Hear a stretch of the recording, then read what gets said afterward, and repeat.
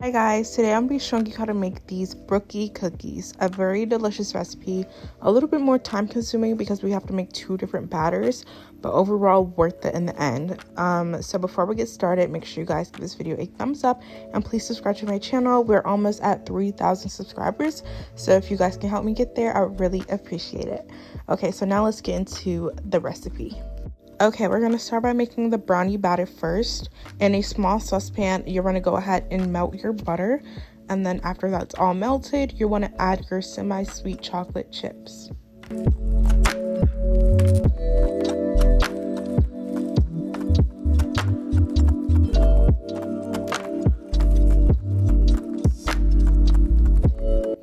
After you add in your chocolate chips, make sure you turn the heat off. The heat from the butter should be more than enough to melt down the chocolate.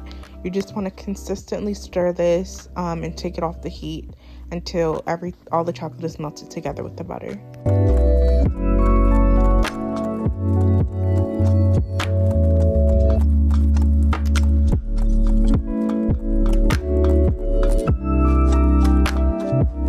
In a medium-sized bowl, you want to add your eggs, your sugar, your brown sugar, your baking powder, your vanilla extract, and your salt.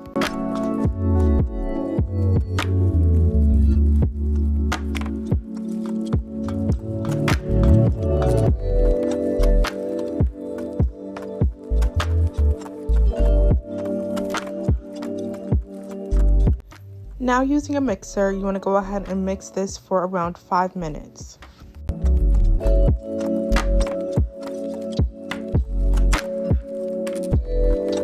Then you want to mix in your chocolate mixture that we made earlier.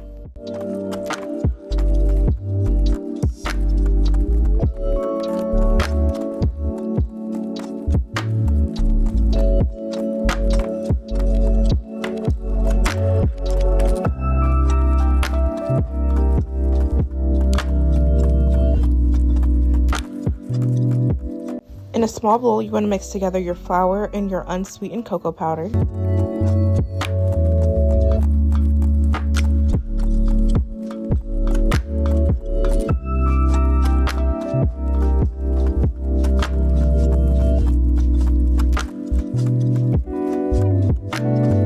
Then you want to pour your flour mixture into your wet ingredients, and then we're going to use the spatula to mix this together. After this is mixed, you want to mix in your chocolate chips.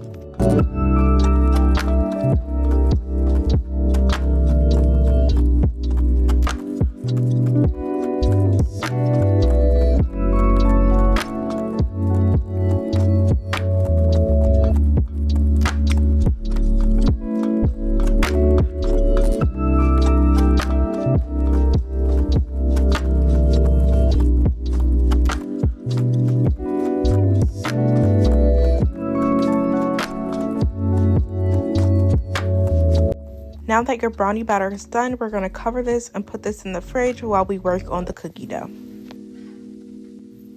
In a large bowl, you want to add in your brown sugar and your butter, and you want to mix this together and let it sit for 5 minutes.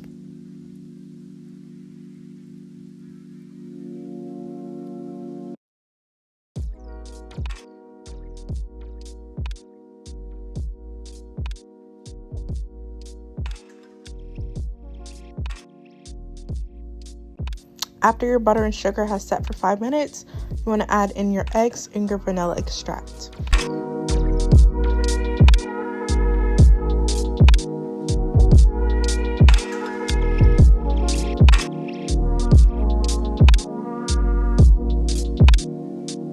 Now you're going to go ahead and add in your baking soda, not to be confused with baking powder like we use for the brownie batter.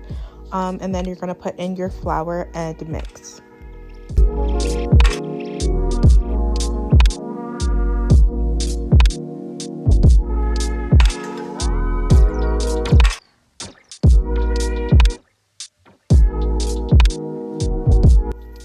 Now you want to add in your semi-sweet chocolate chips.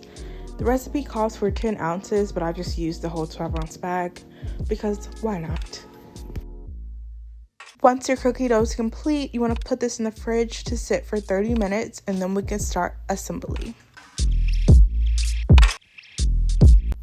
30 minutes later, I decided to go for the brownie batter first, and I used a cookie scoop to scoop out even portions of the brownie batter onto a parchment lined pan. And then I went back and did the same thing with the cookie dough.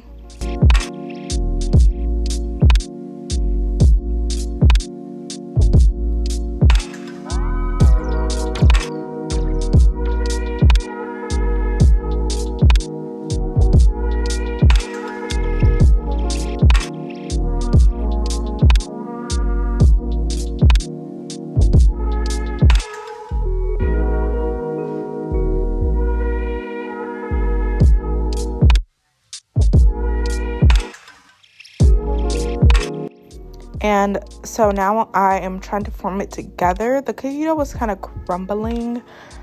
So I wouldn't recommend this method. This is my first time trying these. I would recommend you guys try a different way, which I'm about to show you right now, which is basically the same. You're just gonna flip it. So now to this method, let's do a new one. This is how they ended up turning out though. I didn't bake them yet, but this is what they looked like when they were formed. So now I'm going to show you the other way I did it, which is with the cookie dough first. I formed them into balls first, like this, as you see here. And then I put like a scoop of brownie batter on top of it and kind of formed it together like that. I like this method better, just less messy. And I think it looks more visually appealing. Obviously, either or ended up working. At the end of the day, it's all going to cook together and form something beautiful. So it doesn't really matter, but I just prefer this method. So I figured I'd tell you guys that.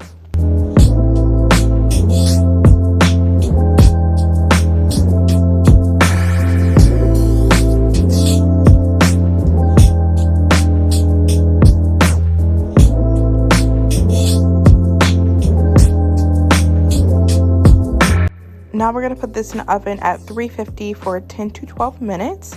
And this is what they look like when they're all finished. Also, cookies I feel like are kind of tricky to bake.